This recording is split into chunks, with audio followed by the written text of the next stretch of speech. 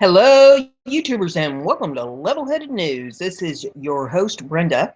I have 16 articles for you in this episode, and all the URLs are in the description of the video in case you want to look anything up on them. Clowns in the Capitol. BizPack Review, and it says Hillary to come out of the woods in an ironic St. Patrick's Day speech. Is easing her way back into the public eye, and said she's ready to come out of the woods to help Americans find common ground. The former Democratic presidential candidate made a St. Patrick's Day speech in Pennsylvania on Friday as keynote speaker at the Society of Irish Women's annual New York Post reported. The New York Post put out a tweet that says, "A lot of my friends right now, I have a hard time watching the news," Clinton told an Irish women's group. Some video in this if you care to pull that up to see it. It says, "I'm like a lot of my friends right now. I have a hard time watching the news," Clinton said, held in her late father's hometown of Scranton. Visit was a little too late. One tweets here, has anybody told her here's where Hillary Clinton's going for St. Patrick's Day? Another one tweets, cost about the equivalent of 50,000 pints of Guinness. Another one tweets, "I was promised I'd never have to see this horrid grifter ever again." Continues and says, "What can we do to try to bring people together and try to find that common ground, sister, so that we listen to each other again and we know that we can make a difference. I'm not sure it will come out of Washington yet, but I think it will out of Scranton. Let's find a way to do that," she told the women's group.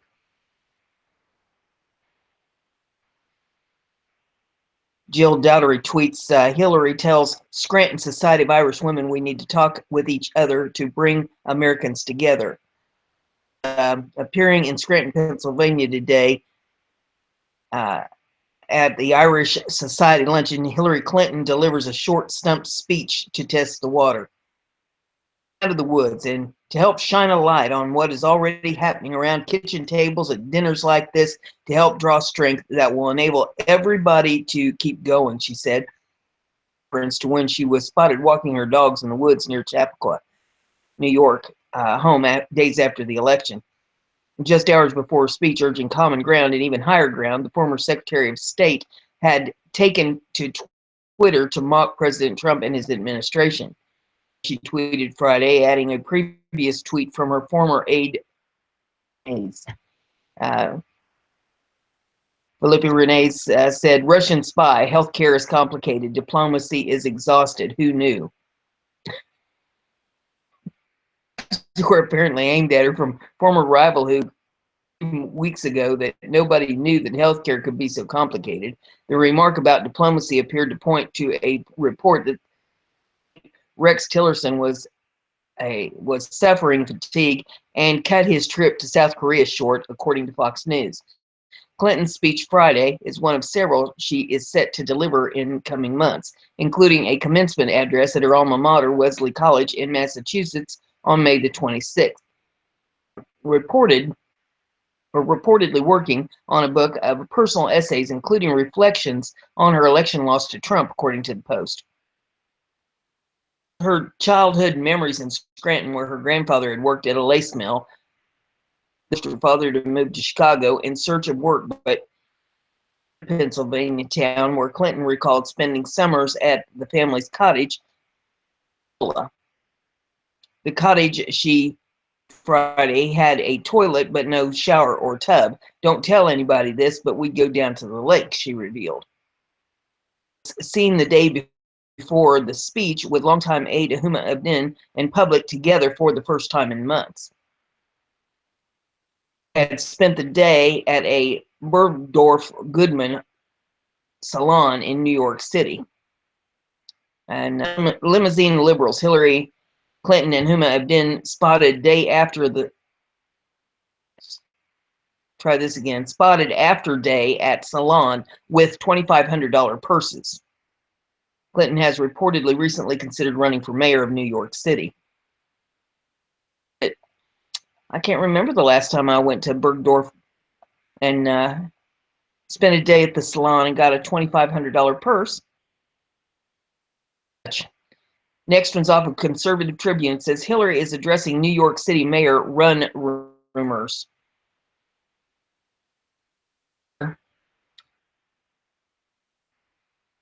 Hillary for mayor signs suddenly began appearing across New York City, leading many to wonder whether failed Democrat presidential nominee Hillary Clinton was perhaps pondering a run for mayor. We now know that she is indeed considering it, according to TMZ. A source who was at the gathering last month says Hillary brought up the topic of running and made it clear that she was honestly considering it. The site reported she was talking to people in her close circle to gauge the level of interest and support in a Clinton candidacy. Clear, however, that so far it's just talk, according to TMZ. Scary talk, to be exact, since the prospect of a Clinton re-engineering the Big Apple's laws to fit her skewed worldview is quite horrifying. The same woman who supports late-term abortions and refuses to say radical Islam out of fear that such rhetoric will trigger moderate Muslims to her.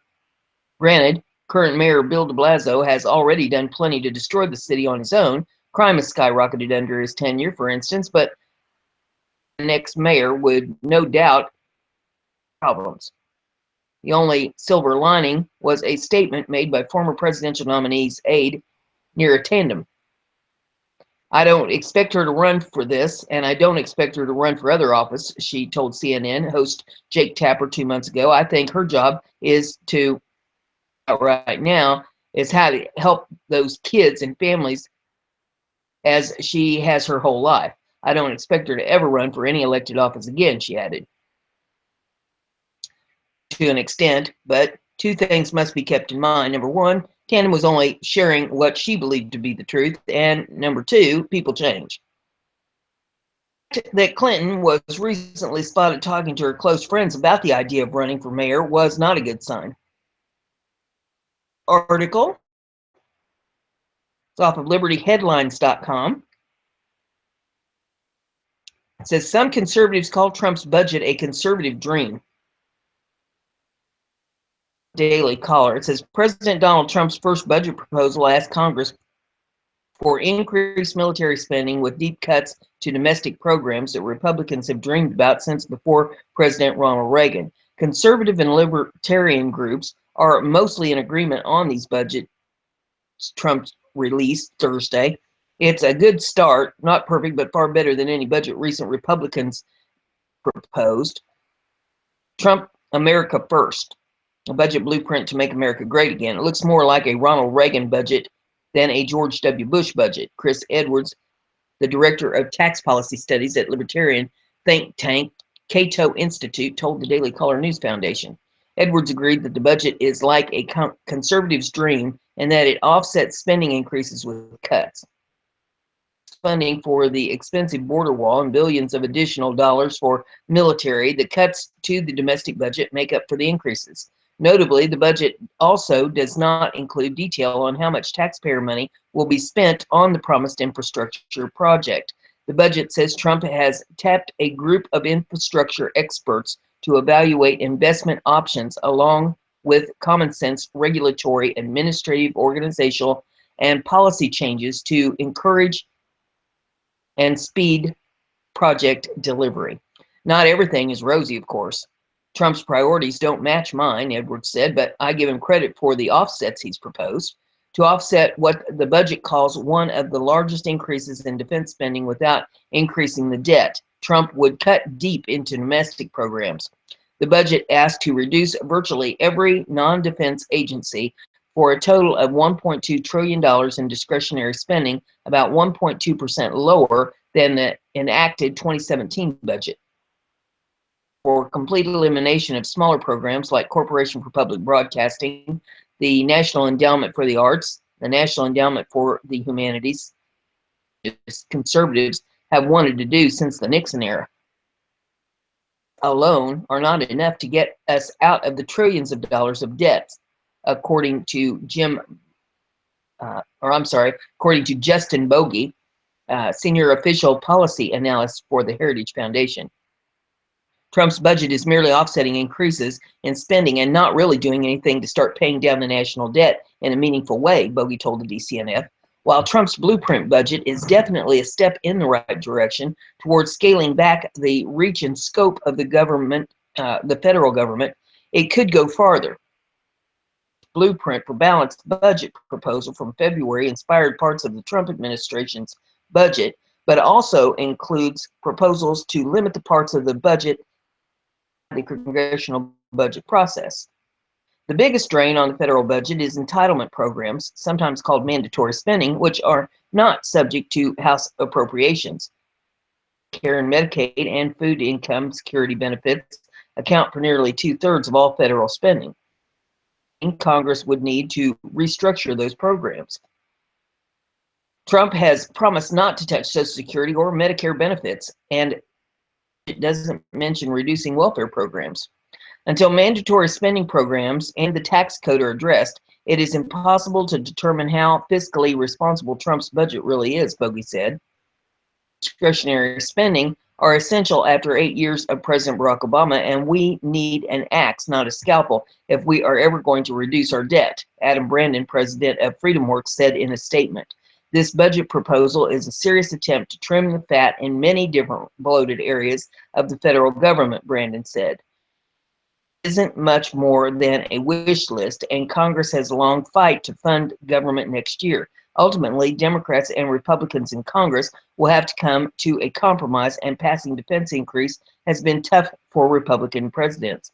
I believe that non-defense discretionary spending increased every year except for one during Bush's presidency, Bogey said. Often caved to Democratic pressure that increases.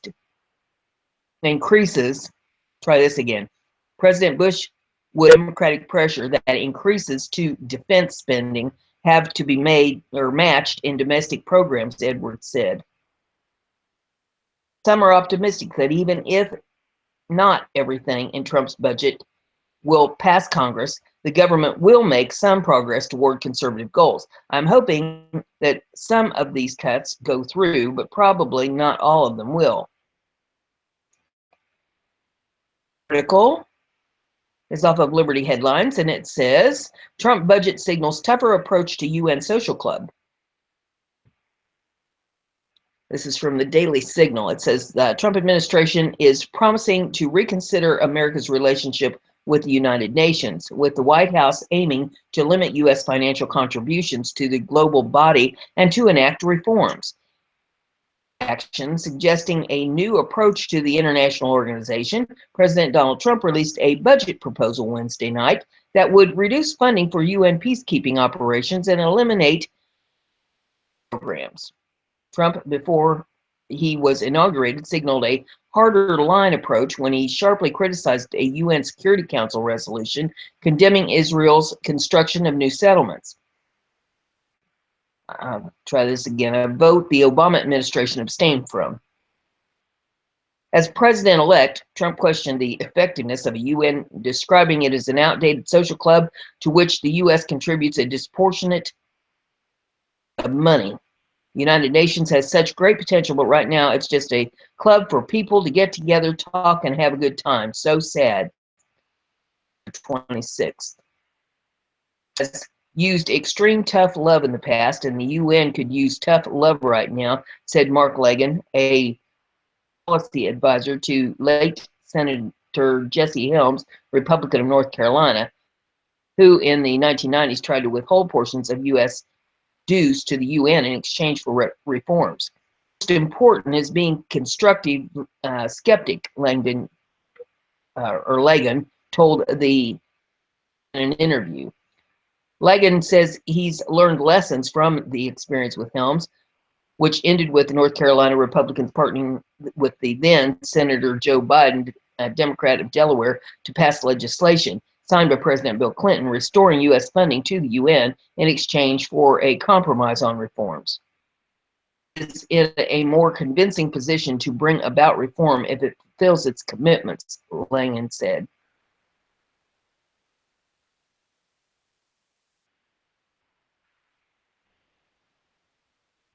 Waiting for the hamster.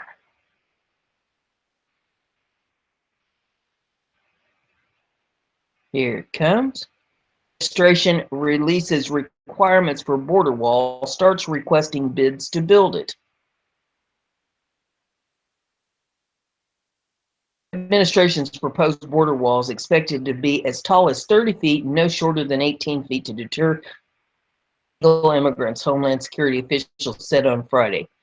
The U.S. Customs Border, the CBP, has started the process of requesting bids from various companies that would include design proposals of President Trump's proposed barrier along the U.S.-Mexico border, the Washington Times reported. These two proposals for contractors who want to submit a bid: a solid concrete wall and a wall with see-through component capability. And wait for the hamster.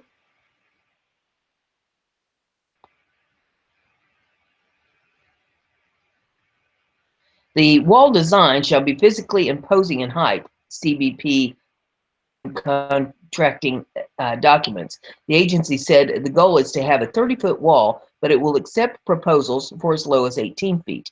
They also said that the wall must be at least 6 feet underground to prevent anyone from tunneling underneath it, and high enough that no one can climb the wall without a ladder, NPR reports.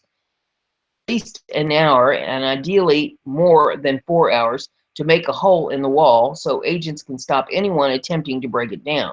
The government outlines the wall must be able to withstand a sledgehammer, car jack, pickaxe, chisel, battery-operated impact tools, battery-operated cutting tools, oxyacetylene torch, or other similar hand tools. CBP says that the side facing the U.S. must also be aesthetically pleasing in color, anti-climb texture, etc., to be consistent with general surrounding environment. There was no mention of how the Mexican side should look. 700 companies have registered as potential vendors for the project since CBP first began weighing the interest this month. Contractors have until March 29th to submit their proposals for the first phase of the project.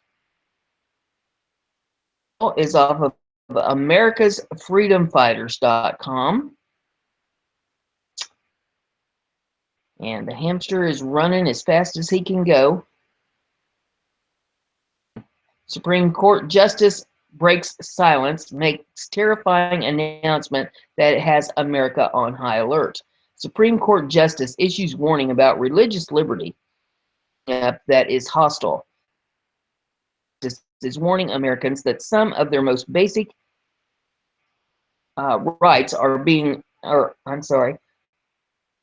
from the liberal scum that seek to change the fabric of this country. According to him, the risk isn't simply a limitation in exercise, but outright offensive against liberties that should be self-evident. That is hostile. Which right is he talking about? You might remember some pretty smart guys writing this. It says, no law respecting an establishment of religion or prohibiting thereof or abridging the freedom of speech or the right of the people to peacefully assemble and to petition the government for a redress of grievances. Well, according to Supreme Court Justice Samuel, those that hold traditional moral beliefs are under constant threatening assault by the godless left. The SCOTUS member, conservative Christians, about the importance of religious freedom. Justice Alito, a true defender of liberty, is famous for mouthing "not true" during Obama's State of the Union address, attending the remaining speeches by the president.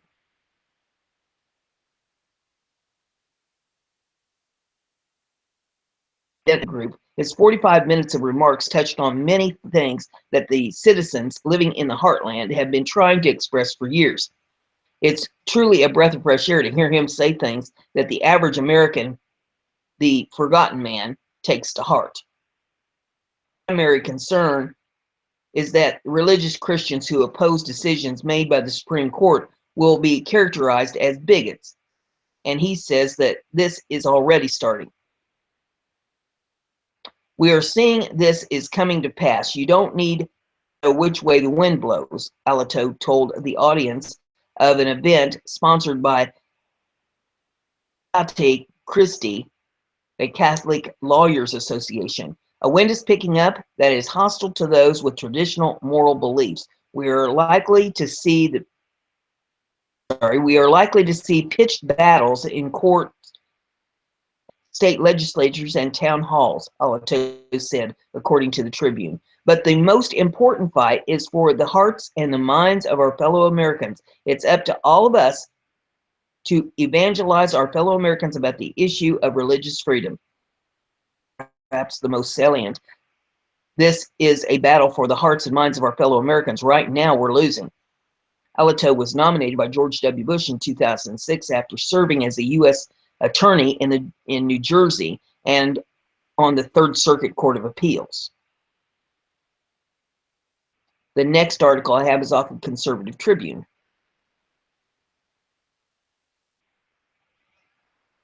And wait for the hamster.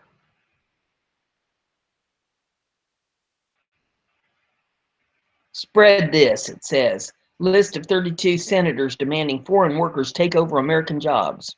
Wow. Some people don't want to keep their jobs in the Senate, do they? It says, despite voters making clear during the election, slipped on me. Hang on. Despite, well, Sonny Gunn. Time's a charm. Despite voters making clear during the election that jobs for American workers were a top priority, not to mention the obscene percentage of working-age Americans not engaged in the workforce, roughly a third of the U.S. Senate wants to continue importing tens of thousands of unskilled foreign workers annually to fill jobs in this country. Reported on a letter sent by a bipartisan group of senators to Department of Homeland Security John Kelly that urged him to make efforts to ensure that every single available H-2B blue-collar visa be awarded to an eligible business in need of more cheap labor. The request came following the return of a cap on the program that limited H-2B visas only to 66,000 annually, a significant drop 64 visas authorized under the 2016 budget. That number was lowered to the normal level after an incredible backlash from the voters. The letter, which was written by Republican North Carolina Senator Tom Tillis and Democrat Virginia Senator Mark Warner, 30 other senators who are asking DHS, Department of Homeland Security, Chief Kelly, to conduct an audit of the H-2B program and ensure that the remaining visas are properly issued to eligible businesses. The lowered cap for the year would soon be reached, and citing figures from 2015, which 5,000 H-2B visas went unused, the senator asked that any unused visas from the first half of the year be applied toward the second half. As Numbers USA noted, the H-2B visas generally go to unskilled foreign laborers who work in a variety of low-skilled jobs that could be filled by the scores of unskilled American workers without the education or experience jobs. It is worth pointing out that of the 32 senators who signed a letter asking for more unskilled foreign labor in the American job market, 21 of them are Republicans, being 10 Democrats and 1 independent. In addition to the authors, Tillis and Warner, 30 senators who signed a letter are John Barrasso, Republican of Wyoming, Democrat of Colorado, Roy Blunt, Republican of Missouri, Richard Burr, Republican of North Carolina, Maria Cantwell, Democrat of Washington, Ben Cardin, Democrat of Maryland, Don Carper, Democrat of Delaware, Democrat of Pennsylvania, Bill Cassidy, Republican of Louisiana, Thad Cochran, Republican of Mississippi, Democrat of Delaware, Susan Collins, Republican of Maryland, I think it's Maryland's ME, it's either Maryland or Maine, Can't keep them straight. John Cornyn, Republican of Texas. Mike Enzi, Republican of Wyoming. Cory Gardner, Colorado. Lindsey Graham, Republican of South Carolina. Orrin Hatch, Republican of Utah. Johnny Isakson, Republican of Georgia. Angus King, Independent of Maryland. I'll need to look that up after the show so I get. Amy Klobuchar, Democrat of Minnesota. James Lankford, Republican of Oklahoma and Republican of Kansas. Lisa Murkowski, Republican of Alaska. Patty Murray, Democrat of Washington. Pat Roberts, Republican of Kansas. Mike Rounds, Republican of South Dakota. Tim Scott, Republican of South Carolina. Dan Sullivan, Republican of Alaska. Republican of Mississippi. And Ron Wyden, Democrat of Oregon. Seemingly place the wealth and the well-being of foreign guest workers and the businesses who employ them above the needs of millions of out-of-work Americans, many of whom would be willing to accept the jobs in construction, landscaping, hotel, restaurant, and food processing industries. Keep in mind as we approach the 2018 midterm election cycle, where some of these senators who purportedly serve the American people may be up for re-election and should face primary challengers. Article is off of Western Journalism.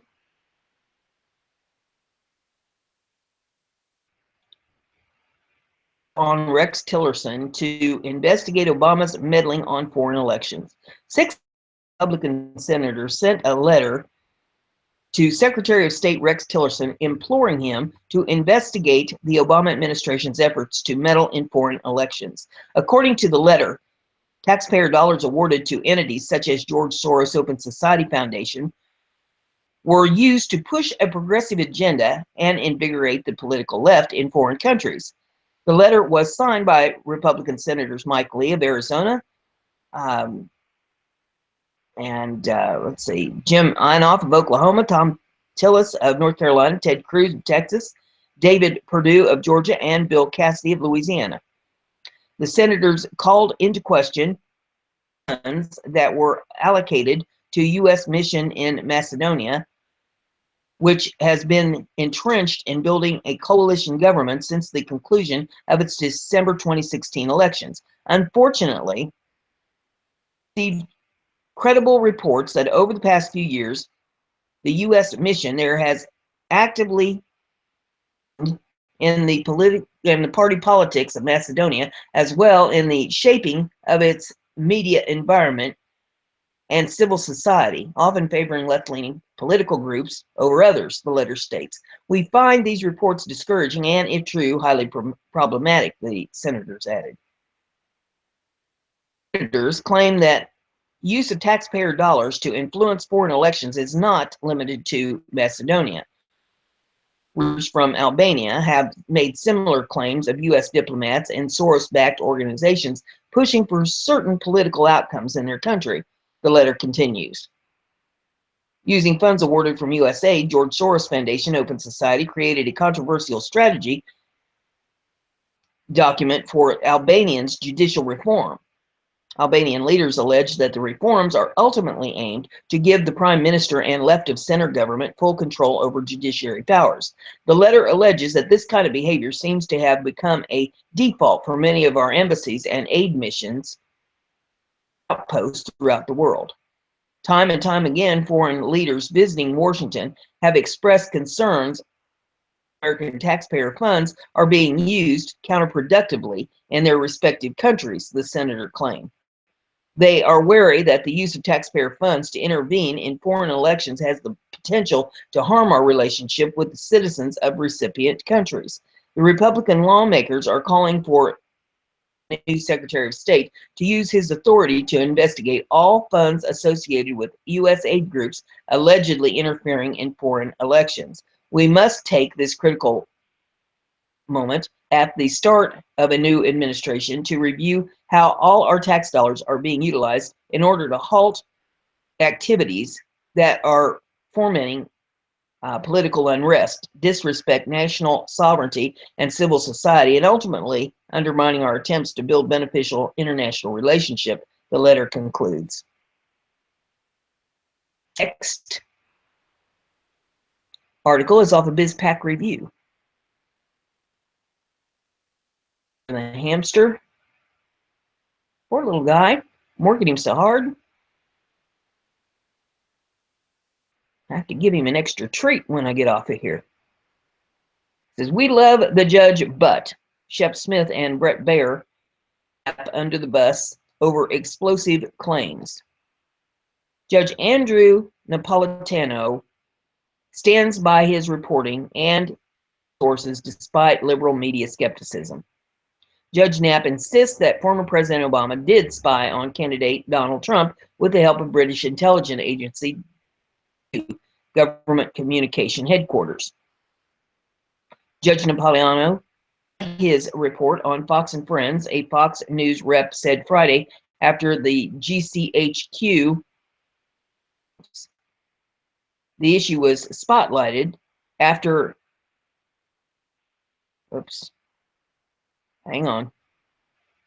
There we go. The issue was spotlighted after German reporter asked President Trump about his wiretapping accusations at a press conference Friday with German Chancellor Angela Merkel. Trump cited Napolitano's report as partial evidence. Hacks like Shep Smith immediately slammed Judge Napolitano and then jabbed at Trump by sarcastically calling him the now president, as if his time were limited. And Shep's tweet says, Fox News cannot confirm Judge Napolitano's commentary. Fox News knows of no evidence of any kind that the now president of the United States was surveilled at any time in any way, full stop. And someone tweeted after that on Fox just now, Shep Smith said, clearly Fox cannot confirm Judge Knapp's commentary and Fox has no evidence of Trump's claim. The article continues saying, adding to the controversy was the following statement by Fox News anchor Brett Baer, but the Fox News division was never able to back up those claims. It's immaterial if Brett Baer or Shep Smith are unable to verify the claims because Napolitano says he got the information directly from 3 sources in British intelligence. Secret sources aren't transferable. Just because they trust one journalist at Fox doesn't mean they'll trust another. It's like how a CIA handler nurtures his relationship with an asset. The goodwill doesn't extend to the entire agency. Napolitano wrote a column detailing how former President Obama could have spied on candidate Trump without probable cause or a warrant, contradicting the liberal media narrative that the president needs authority to spy on someone. He doesn't. Moreover, the President of the United States can spy on someone without leaving any fingerprints. Obama would not have needed a warrant to authorize surveillance on Trump. Obama was the president and as such enjoyed authority under the Foreign Intelligence. Any person in America without suspicion, probable cause, or a warrant. Sources have told me that the British Foreign Surveillance Service, nation's headquarters known as GCHQ, Obama with transcripts of Trump's calls. The NSA has given GCHQ full 24/7 access to its computers. So by bypassing all American intelligence services, Obama would have had access to what he wanted with no Obama administration fingerprints. Explained his assertions on Fox and Friends. And there's a video here where you can listen to that. It says, while mainstream media have blasted Trump for claiming Obama had surveilled him, they rarely mention that the New York Times boasted on the front page that Obama had used wiretap data to spy on Trump's aides. Journalist Cheryl Atkinson said Obama spied on her and Fox News reporter James Rosen, so why wouldn't he spied on Trump? Outside the realm of possibility, especially considering the New York Times and USA Today reported that there was wiretapping going on of some of the top people, Atkinson said. And there's a picture here of the front page of the New York Times, and the article is circled in red saying wiretap data used in inquiry of Trump aides. The article I have is off of BizPac Review. says, cooperate with me here. Denial Donna finally comes clean. Brazil admits she did send Hillary debate questions, but she's so sorry. The surprise is not that Donna Brazil cheated, but that she admitted she cheated. Despite earlier denials, the former interim chairwoman of the DNC admitted Friday in a piece published by Time that as a CNN contributor, she forwarded primary town hall questions to the Clinton campaign. And it says, then in October, a subsequent release of emails revealed that among many things I did in my role as Democratic operative and DNC vice chair prior to assuming the interim DNC chair position was to share potential town hall topics with the Clinton campaign. I had been working behind the scenes to add more town hall events and debates to the primary calendar. Those events included diverse moderators and address topics vital to minority communities. My job was to make all our Democratic candidates look good, and I worked closely with both campaigns to make that happen. But sending those emails was a mistake. I will forever regret, she says. And somebody tweets here, in Time essay, Donna Brazil admits sending CNN town hall questions to the campaign. The article goes on and says the Democratic political strategist denied the charge during an October interview with Fox News when hacked emails from Clinton campaign chairman John Podesta showed she had forwarded questions.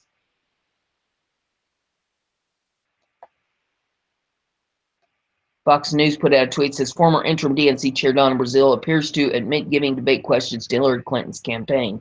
And the article goes on, it says, predictably, Brazil played the victim on the irony not lost of her claiming to be a Christian woman while lying. A Christian woman, I understand persecution, she said, but I will not sit here and be persecuted. Your information is totally false. The reaction on social media suggested Brazil may regret getting caught more than the actual cheating, unless she knows there's more coming down the pike. Here's an example of responses from Twitter. One says, show how devious and dirty the Dems were during our last campaign. She had the nerve to chastise Megyn Kelly for calling her out on it. Sad. And somebody else says, only regrets getting caught. Another one said, Donna Brazil said she didn't. Bold-faced liar. And there's more of the same if you want to pull those up and read those for yourself. The next one is off of BizPack Review. This is a big story. Secret Service needs to wake the hell up before they get Trump killed, former agent warns. The Secret Service needs to wake the hell up before they get our president killed. That's the dire warning Service agent Dan Bogdanano, who guarded President George W. Bush and Barack Obama. Bogdanano sounded the alarm after the series of epic recent screw-ups that underscored that President Trump is not safe on White House grounds. Bogdanano pointed to an incident last week where a mentally unstable man jumped the White House fence and roamed the grounds for 16 minutes before being caught. Trump was in the White House at the time. That just shows that the president's not safe in the White House, Bogdanano told Fox News Friday. The Secret Service does not have the assets. They don't have the personnel on the ground. They need to keep him safe. Bogdanano added the intruder set off multiple alarms that clearly showed someone breached the property, and he was seen by officers who didn't think anything of it. This is a big story. Bogdanano said that if Secret Service can't handle one unarmed man, how could they foil a terrorist attack by a team of trained operatives? Cannot even keep one person off the ground. So what will they do if 40 terrorists charge the White House, he asked. And believe me, the terrorists are already thinking that. The uproar, the Secret Service on Friday issued an unusual statement on background, meaning person who released the information doesn't want to be identified, saying the agency is extremely disappointed and angry over their screw-up. The Service was forced to issue another statement confirming that the laptop containing floor plans of Trump Tower had been stolen from a Secret Service employee's car outside her Brooklyn home. And it says the Secret Service cannot, or try that again. The Secret Service can confirm that an employee was victim of a criminal act in which our agency issued laptop computer was stolen. Secret Service issued laptops contain multiple layers of security, including full disk encryption, and are not permitted to contain classified information. An investigation is ongoing, and the Secret Service is withholding additional comment until the facts are gathered. The Secret Service requests anyone with information regarding this crime to please contact the New York Police Department and the Secret Service New York field office. Thursday, the agency confirmed that it was also investigating two Secret Service agents who took selfies with the president's grandson, Donald Trump III, was asleep. In response to these inexcusable snafus, Dan Bogdanow urged President Trump to drain the Secret Service swamp of incompetent, disloyal Obama-era holdovers. The agency is broken. The management has failed, he said. They need to be flushed. The next article, headlines, it says, House conservatives, it's showtime to repeal Obamacare. Boy, I wish. It's off of Liberty Headlines. It says, and a replacement for former President Obama's Affordable Care Act, but Americans don't like the substitute any better than its original, according to Representative Raul Labrador, Idaho, who spoke at the monthly conservationists with conservative. Try that again. The monthly conversations with conservatives on Thursday in Washington. Labrador, learning in a text message from his staff mid-meeting, said the American Action Network robocalled his constituents, asking them to call their senators in support of the American Health Care Act. Of everyone who phoned in, only one person favored the new legislation. Us, thank you for opposing the bill. We're against it, Labrador said. The bill replacing Obamacare dominated the discussion, which was held between conservative Republican Congressman Dave Bratt of Virginia, Louis Gohmert of Texas, Jim Jordan of Ohio, Mark Meadows of North Carolina, Mark Walker of North Carolina, and Labrador. All said they agreed that the big changes are needed for the American Health Care Act before it can accomplish what the American people expect it to do, but the speakers did not detail the adjustments they intend to make. I guarantee if you look, 95% of the guys who are here ran on the promise to repeal and, in many cases, replace Obamacare. Now it's showtime, Representative Walker said. Some of the fundamental flaws of this bill have to be replaced before it has the ability to pass. The congressman did disagree that among themselves about the efficiency with which this bill must be passed. Speaker of the House Paul Ryan has said the bill must be passed with immediacy.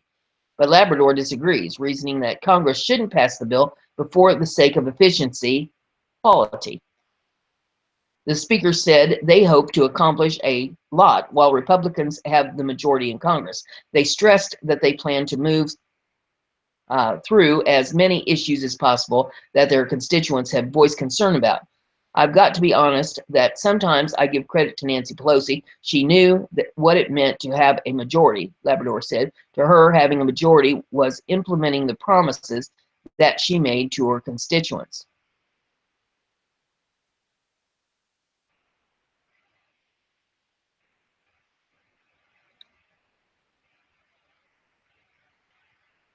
I don't even know what to say to that. Oh my God. Well, Nancy may have made promises to her constituents. She failed miserably with the Obamacare plan because instead of helping them, she screwed them over. And why she has not been lynched by these people that she screwed over is beyond me. The next one we have is off of Liberty Headlines. It says, young conservative cotton gins up conflicts with Paul Ryan. National media outlets looking for Republican riffs these days find themselves in high cotton. U.S. Senator Tim Cotton, that is, suddenly the 39-year-old Arkansas senator and war veteran finds everywhere, pushing aside Republican octogenarians long accustomed to the spotlight. Politico on Thursday morning featured the headline, Cotton Goes After Ryan Agenda in Battle of GOP Heavyweights. 2 days earlier, Conservative Review featured Tom Cotton just exploded the GOP's lies about rhino care. The same day, the Huffington Post reported much of the same story, but from a leftward vantage point. Literally 4 minutes before his very sentence was drafted for the Liberty Headlines article you were reading, USA Today posted, "Border adjustments tax is a gamble, Senator Tom Cotton." The first three were news stories about the junior senator. The latter is an opinion piece by Cotton himself. Several of the news stories note that Cotton seems especially at odds with House Speaker Paul Ryan, and his USA Today column in it he describes a proposal championed by Ryan called the border adjustment tax as being based on a theory wrapped in speculation inside a guess. By Cotton's standard, that was being kind. Politico has quoted him saying of the border tax that some ideas are so stupid only an intellectual could believe them. On and on, the recent stories about Cotton keep coming, many of them featuring his jabs at various Ryan proposals, although the senator doesn't mention the speaker by name. In the National Review, the Washington Free Beacon, the Wall Street Journal, Ryan blog, he's on television too. Fox News, ABC, This Week, NBC's Meet the Press. In turn, Cotton seems to be getting under Ryan's skin. The speaker is hitting back, reports Real Clear Politics. The rivalry is riveting the Capitol, causing senators and the House members to take sides between the speaker and the senator, reports Politico. And with many of them seeing Cotton as far more the aggressor, they are wishing he would tone it down. "I'd prefer our members had those disputes in private," said Senator John Thune, Republican of South Dakota. "I hope it doesn't become personally attacking one person or their idea. Some think the difference are just naturally outgrowths of different personality types," with the Politico describing Ryan as wonky and methodical while calling Cotton decisive and divisive. But the publication notes another possible motive: presidential ambition. It quotes an unnamed House ally of Ryan, suggesting that Cotton is selfish about building a national profile, and says that Ryan, too, is expected to look to the White House in the future. The high profile of Cotton, the youngest member of the whole Senate, is somewhat unusual for someone who has been in Congress upper chamber barely more than 2 years, after just a single 2-year term in the White House. Impetuousness wasn't expected Congress, with the Conservative Weekly Standard repeatedly touting him. The magazine's first profile of Cotton in 2011 made him sound more like Politico's current description of Ryan. Those who know Cotton well are struck by his systematic demeanor, which leads him to lay plans before acting, wrote conservative veteran Kenneth Tomlinson, who later described an ease about his manner belied by Cotton's edgy aggressiveness. Whatever the reason, Cotton now plenty of media fodder. Tom Cotton launches broadside, reported the Washington Examiner a month ago. When Republicans launch broadsides against each other, the media gladly provides a loudspeaker. I'm liking that Cotton guy more all the time. The next one here is off of Liberty Headlines. It says, Spicer epic wiretapping evidence to White House press corps. Sean Spicer was plainly fed up with major media's questioning of the president's integrity during Thursday's daily press briefing at the White House. During an extensive and heated give and take on President Trump's claim his campaign was surveilled by the Obama administration, the press secretary accused network reporters of cherry-picking quotes, double standard, and citing sources and continuing to perpetuate a false narrative. The media speak for called fake news. Reporters ask, where is the evidence for president's claim, and would he apologize if it turned out to be wrong? After telling ABC's Jonathan Carl, "I am trying to answer your question, Jonathan, if you can calm down," Spicer launched into what might have been the longest answer ever given at a White House press conference briefing, coming in just a few seconds short of 8 minutes. The tables on the media with an epic length answer underscored a fact WND has reportedly, that fact that WND has reported repeatedly. The evidence the media keeps asking him to provide has already been published in media.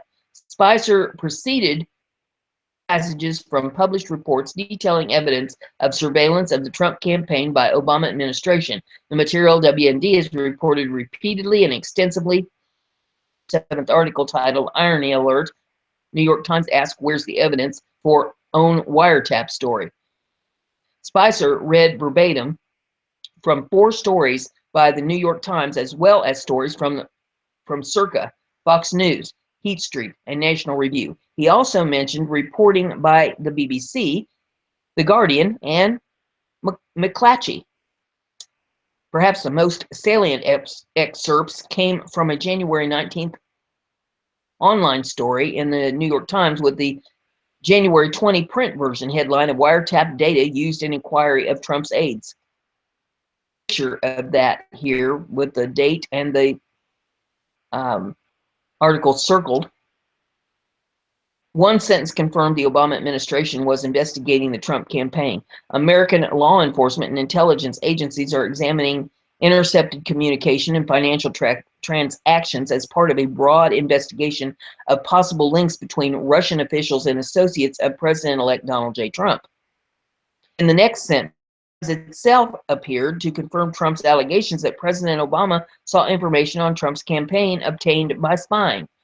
One official said, "Intelligence reports based on some of the wiretapped communications have been provided to the White House."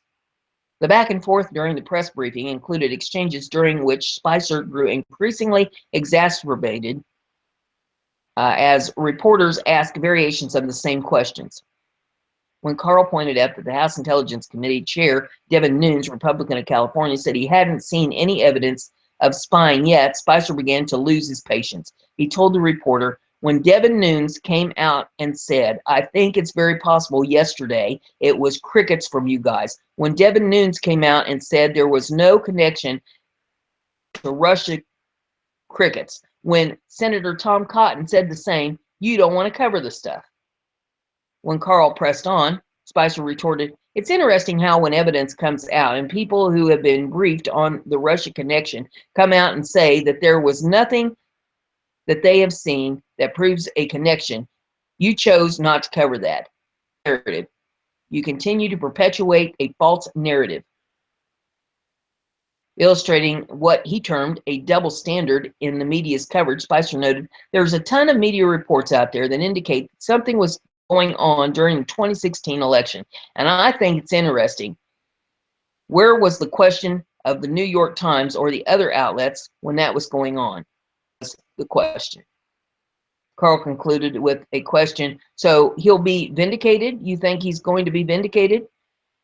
"I believe he will," replied Spicer for the umpteenth time over the course of the last few weeks. CNN's Jim Acosta tried to minimize the significance of Spicer's 8-minute recitation by noting that he had cited Fox News host Sean Hannity and Fox News analyst Andrew Napolitano, but the press secretary was having none of it.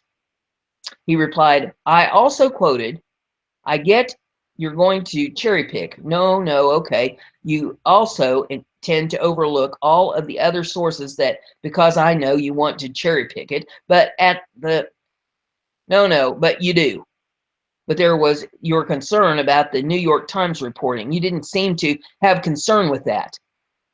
Spicer also took the CNN reporter to task for suggesting all the published evidence he cited was insignificant. Acosta said, "These connections between the aides of the president, associates of the president to the Russians has all been looked at, and it's..." "No, wait. How do you know all this?" wondered Spicer. "How do you seem to be such an expert on this?" "This has been looked at, Sean. We've all looked at it," said the CNN reporter. "How do you know it's been looked at?" shot back Spicer. Acosta seemed to be saying that all published evidence the press secretary had recited was insignificant because the media had already reviewed it. Spicer's point was that no one yet knew the leaders would make of it. After some more back and forth, the CNN reporter demanded, "Why can't we just end this farce and just have the president say he was wrong?" After noting that he had already answered that question, Spicer continued, "It's interesting how you jump to all of these conclusions about what the investigators have and what they don't have. And you seem to know all the answers. But at the end of the day, there was clearly a ton of reporting. Acosta interrupted him and says, "So a week from now, we're going to be wrong. You're going to be right." Spicer responded in part, saying, "There's no question that there were surveillance techniques used throughout this, I think by a variety of outlets that have reported this activity concluded." As Chairman Nunes said yesterday, when you take it literally, and wiretapping, the president has already been very clear that didn't mean specifically wiretapping. He had it in quotes. So I think to fall back on that is a false premise. Undeterred and sticking to literalism, another reporter asked, if all this comes out, President Obama had any role in wiretapping. If there was no wiretapping, will President Trump then offer an apology to President Obama? An exasperated Spicer replied, "I was asked this like 3 times this week, and I think the answer is we're not going to prejudge what the outcome of this is."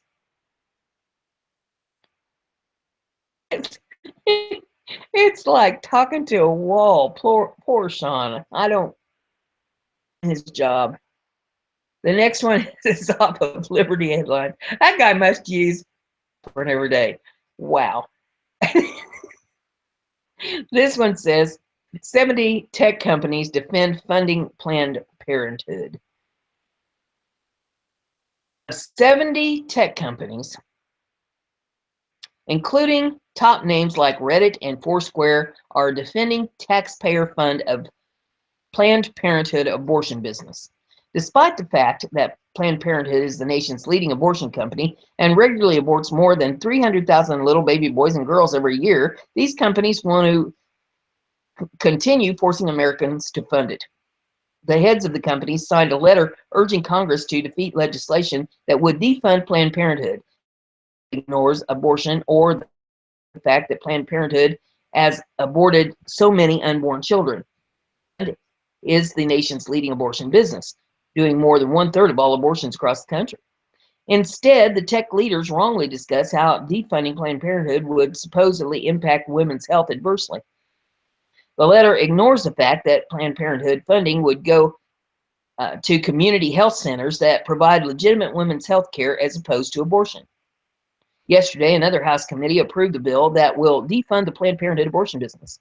As lifenews.com reported, President Donald Trump made an offer to the Planned Parenthood abortion company that would not only keep its funding, but would increase taxpayer funding if it would stop killing babies in abortion and focus on legitimate non-abortion health care. But Planned Parenthood Planned Parenthood said no. As a result, Republicans in Congress have released the American Health Care Act. Their plan to repeal Obamacare includes provisions that would revoke funding for Planned Parenthood. Under the legislation, there is provision in the bill that prohibits states from using direct spending on prohibited entities with federal funds allocated from the legislation, and those entities include any entity that provides for abortion. That means the nation's biggest abortion corporation, Planned Parenthood, and it's not happy. And the final article that I have for you is off of RT. And it says, Coast Guard seizes over 4 tons of cocaine in Atlantic, largest sum since 1999. Seized the biggest boatload of cocaine in nearly 2 decades when some $125 million worth of drug was unloaded in Puerto Rico. 4 men will be prosecuted for trafficking in the District Court of the U.S. Virgin Islands.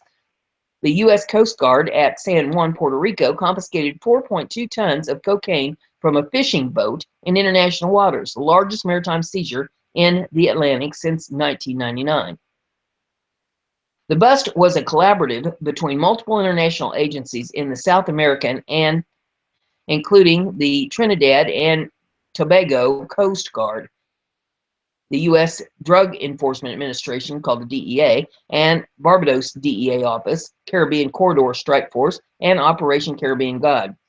The Captain Robert W. Warren, Coast Guard Sector San Juan Commander, praised the operation, telling Coast Guard News, "We appreciate our continued partnership with the Trinidad and Coast Guard and St. Vincent Coast Guard.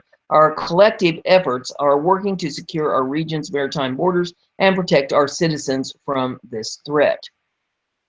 Guard cutter Joseph Napier first detected a 70-foot fishing boat, the Lady Michelle, on February the 16th when it was patrolling with a ship from the Trinidad and Tobago Coast Guard. The Lady Josephine was in international waters off the coast of Suriname when Joseph Napier crew intercepted it.